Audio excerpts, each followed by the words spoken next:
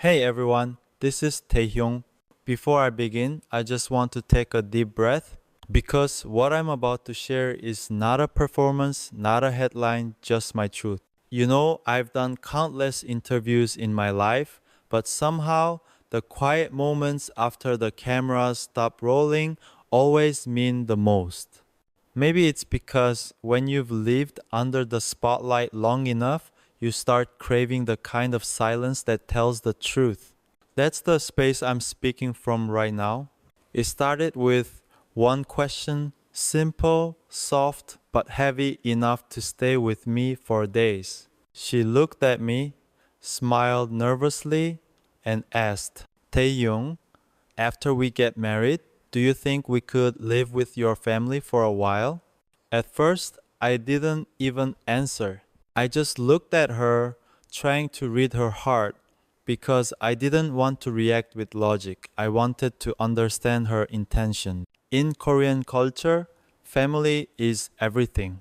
We're raised to believe that the home you come from defines who you are, and the home you build shows who you've become.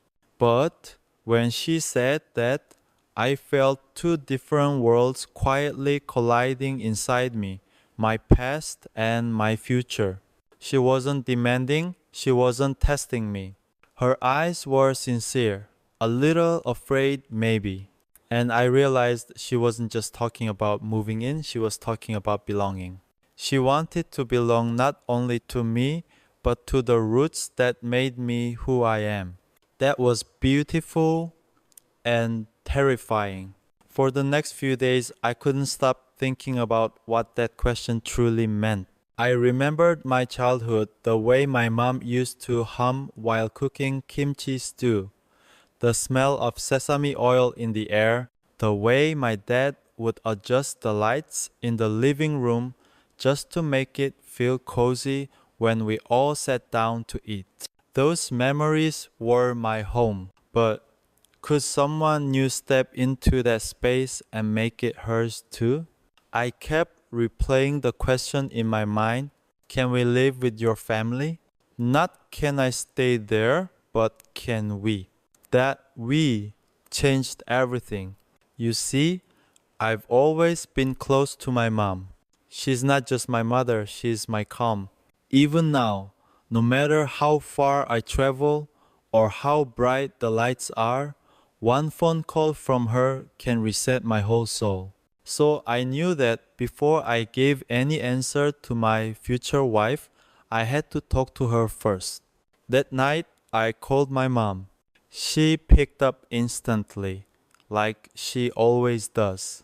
I could hear the faint sound of her cooking in the background, the little sizzle of something on the stove. Taehyung she said, her voice warm. Are you eating well? I hesitated for a second, then just told her everything. I said, Mom, she asked me something today. She said she wants to live with us after we get married. There was silence for a moment, and I swear I could almost hear her smile through the phone.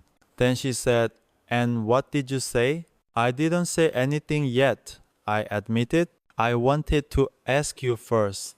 Her laugh was quiet but filled with understanding.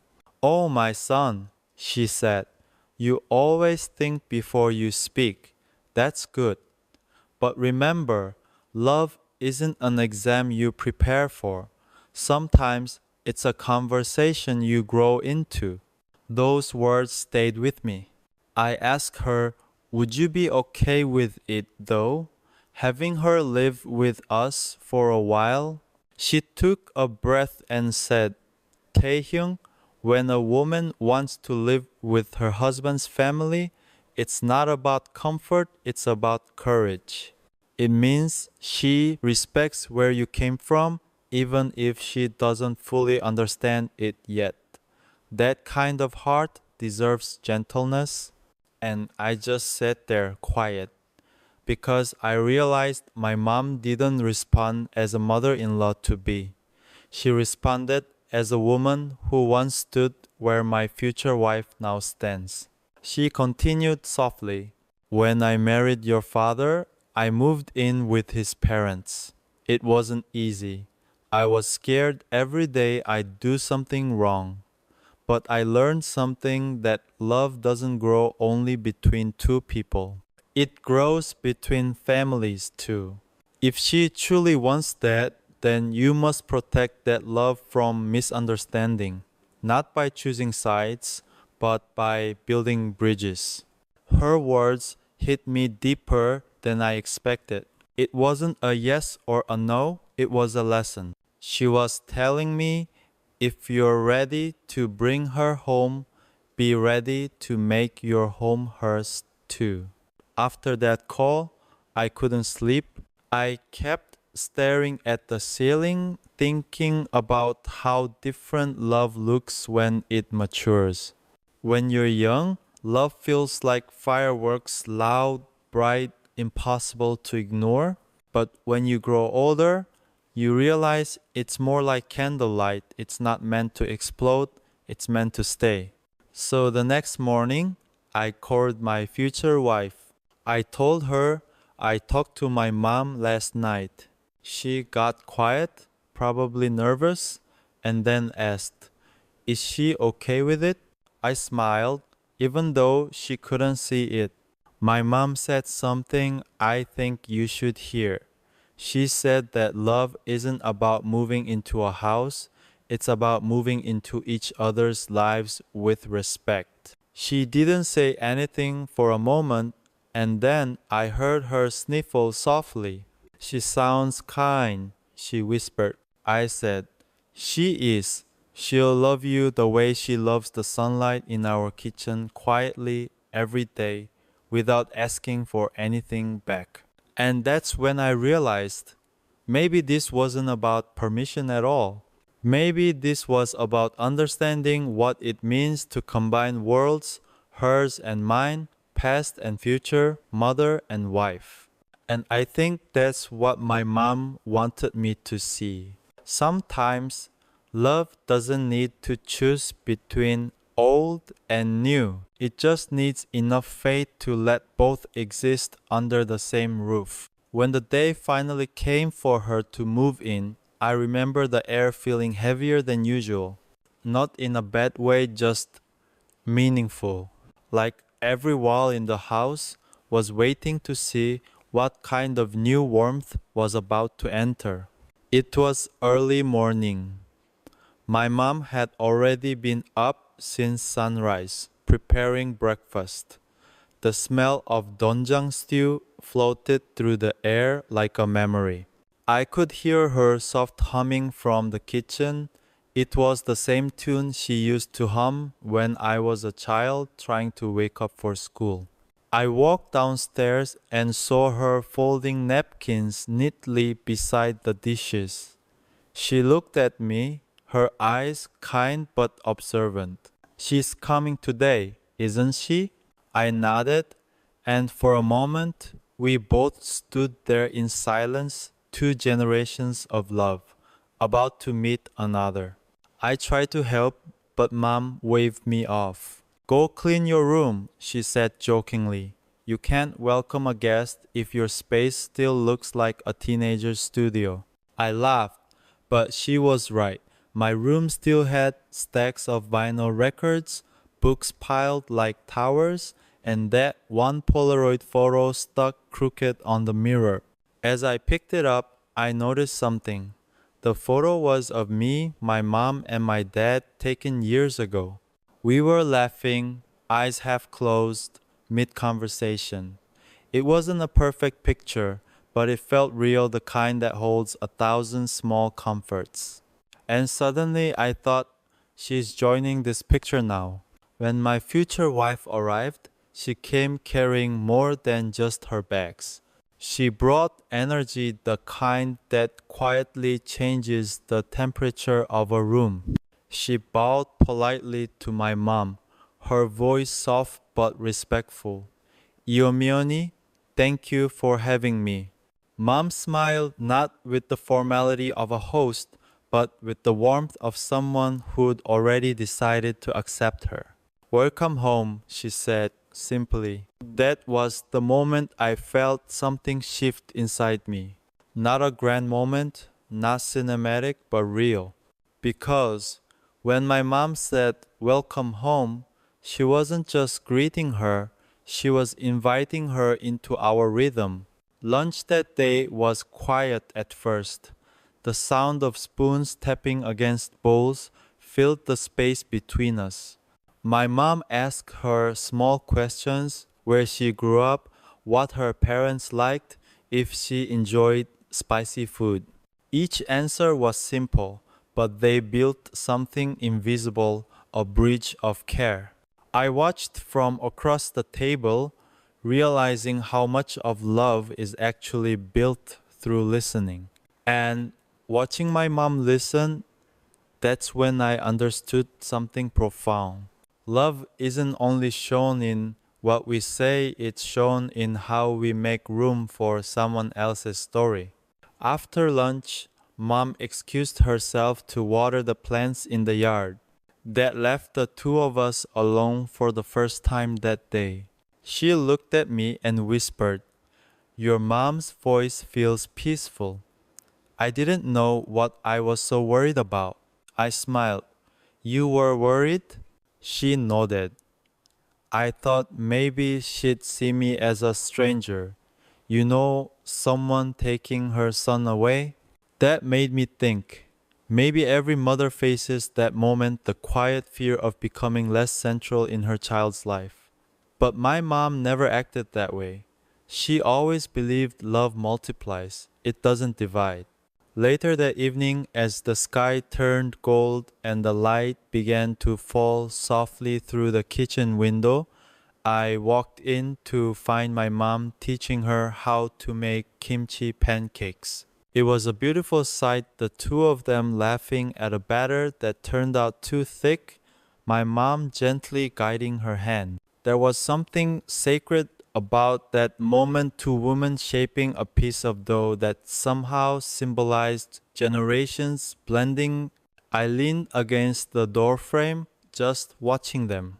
My heart felt full in a way words can't describe. That's when Mom noticed me. "Why are you standing there like a stranger?" she said, smiling. "Go wash your hands and help." So I did. I joined them, and we cooked together, three people, one pan, one small kitchen, and 100 shared emotions. Later that night, after dinner, my mom brewed her favorite jasmine tea. We sat in the living room, the kind of quiet that feels safe. She turned to my future wife and said something that I'll never forget. "You know, when I was young, I thought marriage was about learning how to love a man. But over time, I realized it's about learning how to build peace together. I hope this house becomes your peace too." My future wife looked down, her eyes glassy with emotion. "Thank you, Yomione. I'll do my best." Mom nodded, then looked at me. "And you," she said, "don't just expect peace, you help create it." I laughed softly, but her words hit deep. Because in that single sentence, she reminded me what kind of man I wanted to be, one who doesn't just receive love but protects it. When everyone went to bed, I stayed up for a while, sitting near the window. Outside, the world was quiet. The air smelled faintly of rain. I thought about how strange it felt that something as simple as living together could hold so many lessons about patience, balance, and empathy. And I realized this was only the beginning. Because real life doesn't start when you say, "I love you." It starts when you choose to live that love every day, even in the smallest acts: folding laundry, sharing silence, saying sorry first. I closed my eyes and thought of my mom's words again. When a woman wants to live with her husband's family, it's not about comfort, it's about courage. And now, watching her courage unfold in my own home, I felt proud not just of her, but of what we were all building together. A home that was not defined by walls, but by hearts learning to beat in harmony. That night, I finally fell asleep to the sound of two voices, laughing softly downstairs, my mom and the woman who would soon become my wife. And I thought, maybe love sounds like that. Maybe home does too. Living together always sounds so simple when you talk about it. You imagine mornings filled with laughter, dinners shared under warm light, maybe some music playing in the background. But what no one really tells you is that even love, especially love, needs time to adjust its rhythm. The first few weeks were peaceful. My future wife slowly learned my mom's routines, how she likes her tea after lunch, the way she always wipes the kitchen counters twice, the little hum she makes when she's lost in thought. They found a rhythm that almost looked effortless. But love's true test doesn't come when everything is perfect. It comes when two ways of loving collide. It started on an ordinary Sunday morning. Mom was preparing breakfast, her favorite meal to share. She believed in mornings. She always said that how you start your day decides how you'll end it. So she woke up early, cooked rice, side dishes, soup the full spread. But my future wife had grown up differently. Her family had quiet mornings, coffee, maybe toast, soft music, no rush, no heavy meals. So when mom called out, "Come, let's eat together," she smiled politely and said, "I'll join you later. I don't eat much in the morning." It was such a small moment, but I saw it. My mom's smile faltered for just a second, not out of anger, but disappointment. For her, sharing breakfast wasn't about food, it was about connection, a gesture of togetherness. Later, she told me quietly, she's polite, but sometimes polite can feel distant. I understood what she meant, but I also understood my future wife. She wasn't rejecting the moment, she just had a different rhythm of love. The next day, I tried to explain it gently to her. Mom's breakfast is her way of saying she cares, I said. Even if you're not hungry, maybe sit with her for a bit. She listened, nodding thoughtfully. I didn't mean to make her feel bad, she said softly. I just didn't want to trouble her. I thought she might enjoy her morning alone. And that's when it hit me. Both of them were trying to be kind, but their kindness spoke different languages. Mom's love was service. Her cooking, cleaning, constant care, it was how she expressed affection. My future wife's love was consideration. She believed love was about giving people space, not burdening them. They were both right. They were both love. Just the different kinds. That night, I found my mom sitting in the garden. The air was cool, the moon hanging low, and the sound of crickets filled the silence. I sat next to her and she didn't speak for a while. Then she said quietly, "You know, when I was young, I thought love meant doing everything for the person you care about. But now I'm learning that sometimes love also means doing less." Her words surprised me. I looked at her and she smiled faintly. "She's different from me," Mom said. "She doesn't love loudly, but I can see she loves you, and maybe that's enough." The next morning, I saw something beautiful. My future wife was already at the table waiting. She wasn't eating, just sipping tea, but she was there, sitting beside my mom. And mom, pretending not to notice, placed a small dish of strawberries next to her. Neither said much, but the silence between them felt lighter. It wasn't awkward anymore, it was becoming familiar. That's how families are built, I think. Not through big moments, but through tiny acts of patience. You bend a little, they bend a little, and slowly you meet somewhere in the middle. But peace, like anything precious, is fragile. A few days later, another misunderstanding appeared, this time about chores. Mom believed the home runs smoothly when everyone helps equally. My future wife believed in showing gratitude through small gestures, not rules. One afternoon, my mom came to me and said, I told her not to worry about washing dishes. She said, okay, but now she never does it. I chuckled softly, thinking she was joking, but she wasn't. For her, it wasn't about the dishes, it was about the feeling of shared responsibility. So that night, I sat down with my future wife again. She looked genuinely confused. I wanted to respect her, she said. She told me not to help. And that's when I realized something deep about living together. Misunderstandings don't come from bad intentions, they come from good intentions that don't align. The next morning, I found a note on the kitchen counter. It was from my mom. Thank you for joining breakfast. It made me happy. Today, let's cook together. And below it, a small reply written in my future wife's handwriting. I'd love that, Yeomyeoni. Thank you for teaching me. I smiled when I saw it. That note was more than just ink on paper. It was a truth written in empathy. That evening, I came home to find the two of them laughing in the kitchen again. The same laughter I'd heard the first night she moved in, but this time deeper, like they weren't strangers anymore. They'd found a common language: laughter, patience, and shared effort.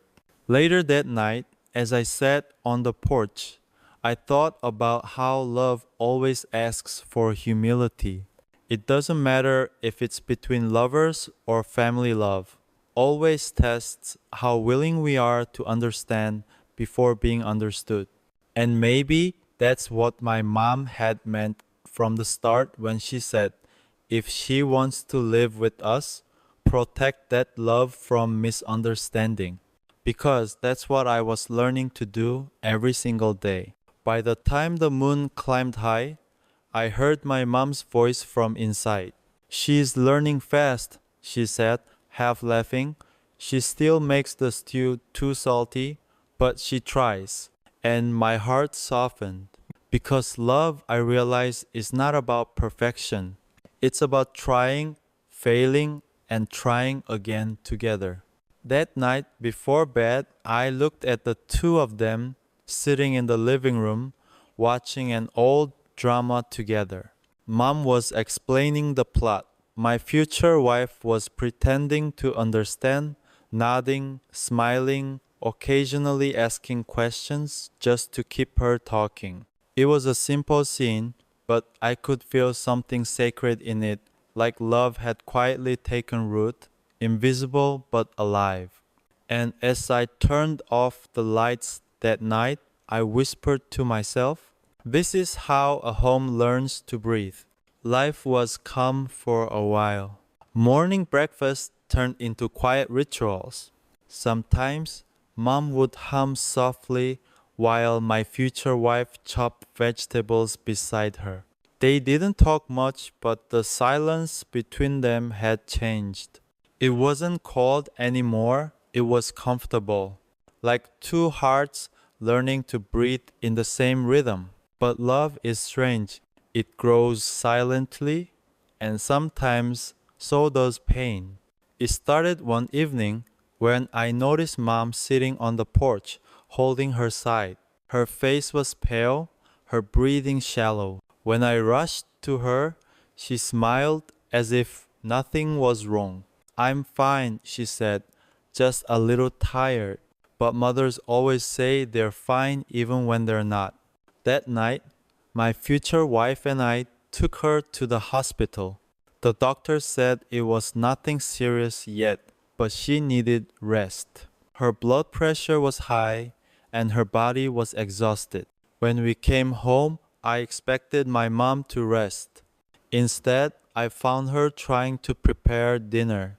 I took the knife from her hand gently. Please, Mom, I said, let us take care of you this time. She hesitated. For a mother who's always been the caretaker. Being cared for feels unfamiliar. That night, I saw something that stayed with me forever. My future wife quietly entered Mom's room with a small tray soup, rice, and tea. She sat by her side, spoon feeding her slowly. Mom didn't say much at first, but after a few minutes, she smiled softly. You remind me of myself when I was young, she whispered. My future wife laughed shyly. You always do everything for us, Eomioni. Let me do something for you. And for the first time, I saw tears in my mother's eyes. That moment changed something between them. It wasn't about respect anymore, it was about care. They had crossed the quiet border between in laws and become something closer to family. But even when things look peaceful, reality always finds its way in. One afternoon, while I was out for rehearsal, my mom tried to cook lunch again. She insisted she was fine. When I came home, the house smelled like burnt rice, and I found her fainted on the floor. The panic that hit me in that moment, I can't describe it. I carried her to the car, my hands trembling. My future wife was crying quietly beside me, whispering prayers as we drove. At the hospital, the doctor said she had collapsed from exhaustion. Too much stress, not enough rest. I sat beside her bed that night, holding her hand. And when she woke up, she looked at me and said, You shouldn't worry too much, Taehyung. I just wanted to make lunch for you. That broke me because even when she's weak, her first thought is still about us. My future wife came into the room quietly. She looked at Mom and said softly, Yomioni, I'll cook from now on. Please just tell me what you like. Mom smiled faintly. Then you'll have to learn how I make kimchi. They both laughed, weak but real. And that laughter felt like a thread stitching something fragile back together. Over the next few weeks, my future wife became my mother's shadow. She made her herbal tea in the mornings, massaged her hands when they hurt, even read to her sometimes in the evenings. And Mom, the woman who used to keep her emotions so quiet, began to open up in small ways. I overheard them talking one night. Mom said softly, You know, when you first said you wanted to live with us, I was scared. Why? My future wife asked. Because I didn't want to lose my son. My heart stopped when I heard that. But Mom continued, Now I see that I didn't lose him. I gained another daughter. I had to turn away. I didn't want them to see the tears in my eyes. When Mom got better, she insisted on cooking again, but this time she let my future wife stand beside her, not as a guest but as family. They laughed together as they argued over recipes, spilled flour, and tried to fix a soup that was too salty. And for the first time in a long time, the house felt alive. That evening, after dinner, Mom said something that I'll never forget. She looked at me, then at my future wife, and said, When I was young, I thought family was something you're born into. But now I realize it's something you build one choice at a time. Then she smiled and added quietly, And I'm glad my son chose someone who understands love not by words but by actions. Later that night, I went to check on my future wife. She was sitting by the window, looking out at the garden. When I sat beside her, she said, "Your mom is stronger than I thought." I smiled. "She says the same about you." There was a long pause. Then she whispered, "You know, I didn't want to live with your family because I wanted comfort. I wanted to understand the roots of the person I love." Her words hit me deeply because that's what love really is, not just about building a life together, but learning where that life began. I took her hand and said softly, "Then maybe this is where our real story starts." A few weeks later, Mom was fully recovered. One morning, she called me into the kitchen. "Taehyung," she said, "your wife to be asked me to teach her my stew recipe. She ruined the first two tries, but she didn't give up." I laughed. "That sounds like her." Mom smiled warmly. "She's stubborn like you," she said. "That's how I know she'll take care of you when I can't." Her words lingered in the air, both comforting and heavy. And in that moment, I realized no matter how much time passes, a mother's love is never about holding on. It's about slowly, lovingly learning to let go. That night, as I sat between the two women who mean the most to me, one who gave me life and one who's going to share it, I felt an overwhelming peace. Because for the first time, my heart wasn't being pulled between them. It was being held gently by both. There's a stillness that comes before big moments, a silence that doesn't feel empty but full. That's what the morning felt like on the day she asked for my mother's blessing. The air was soft, the curtains swayed gently, and I could smell the faint scent of jasmine tea drifting from the kitchen. Mom was there, sitting quietly with her reading glasses, flipping through an old photo album. The same one filled with pictures of me growing up, birthday cakes, school uniforms, messy smiles. I was in the studio when my future wife came to me and said, "Taehyung, I want to talk to your mom alone today." Her voice trembled slightly, but her eyes were steady.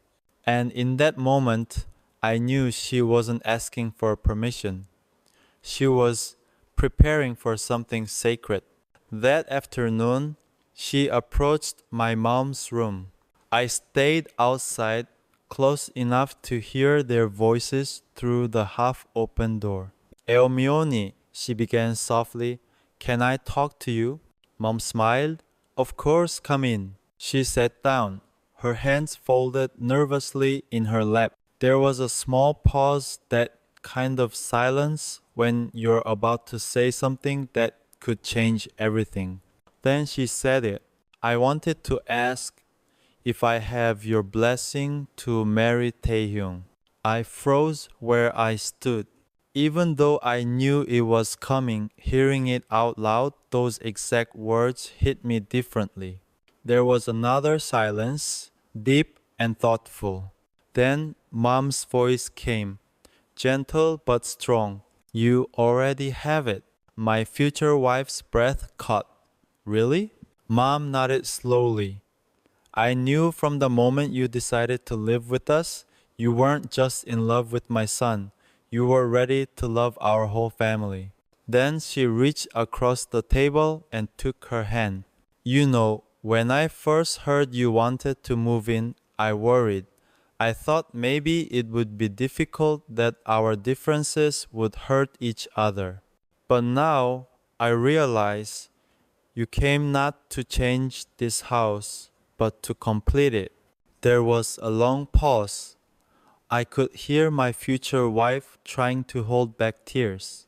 Then Mom added softly, "Take care of him, but don't lose yourself. Love him, but keep your own dreams alive." A good marriage is when two people walk side by side, not when one walks behind. I'll never forget those words. They weren't just advice, they were a mother's heart wrapped in wisdom. My future wife bowed her head deeply and said, I promise, Yomioni, I'll protect the family you built and I'll protect the heart you raised. Mom smiled through her tears. Then I have nothing left to worry about. When I walked in a few minutes later, both of them were wiping their eyes, laughing quietly. I looked at Mom and asked, Did she make you cry? Mom shook her head. No, she said, smiling softly. She made me remember what love really looks like. That evening, we had dinner together, just the three of us. Mom had cooked her famous beef stew, the same one she used to make when I was a trainee struggling to come home after long nights. But this time it tasted different. It tasted like peace. After dinner, Mom gave her a small box. This is for you, she said. Inside was a jade hairpin, the one she used to wear when she was young. It's not expensive, Mom said quietly, but it's precious to me. My mother gave it to me when I got married, and now I want you to have it. My future wife covered her mouth, overwhelmed. She bowed deeply and whispered, Thank you, Eomeoni. I'll treasure it forever. That single gesture, passing down something from one generation to the next, felt like a silent ceremony. No church, no altar, no crowd, just love being handed over like a promise made between hearts. That night, after Mom went to bed, we sat outside on the porch. The sky was deep blue, stars scattered across it like someone had spilled silver dust. She turned to me and said softly, Your mom, she's everything I hope to be one day. I smiled. She thinks the same about you. She leaned her head on my shoulder. I was so afraid she wouldn't accept me, she whispered. But now it feels like she became my second mother. I looked at her, the moonlight reflecting in her eyes, and said, She did, because love like hers doesn't stop at blood, it grows wherever it's welcomed. We sat there for a while, saying nothing. Sometimes silence says everything. A few days later, as I was about to leave for a schedule, Mom called me over. Taehyung, she said softly, I know you're both busy, but promise me something. What is it? I asked. She looked at me, her eyes calm and full of understanding. When you get married, no matter how far you go, always remember the real home isn't this house. It's the heart you build together.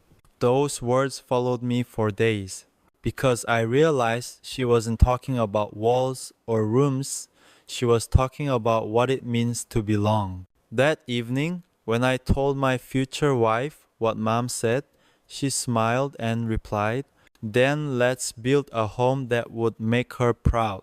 The wedding came months later, small, simple, surrounded by people who mattered.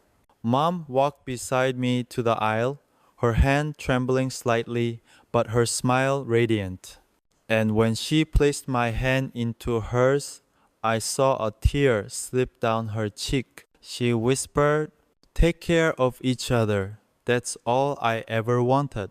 Hey, Army, if you've been listening this far, thank you. It means a lot because this story isn't just about love. It's about understanding where love comes from. For a long time, I thought love was something you feel when your heart beats faster, when you miss someone, when you can't stop smiling at their message. And yes, that's love too. But over time, I learned that real love is quieter. It's not fireworks. It's not a movie scene. It's the sound of someone cooking soup for you when you're sick. It's your mom saving the last piece of kimchi for you even when she wants it. It's someone sitting beside you on your worst day, saying nothing but refusing to leave.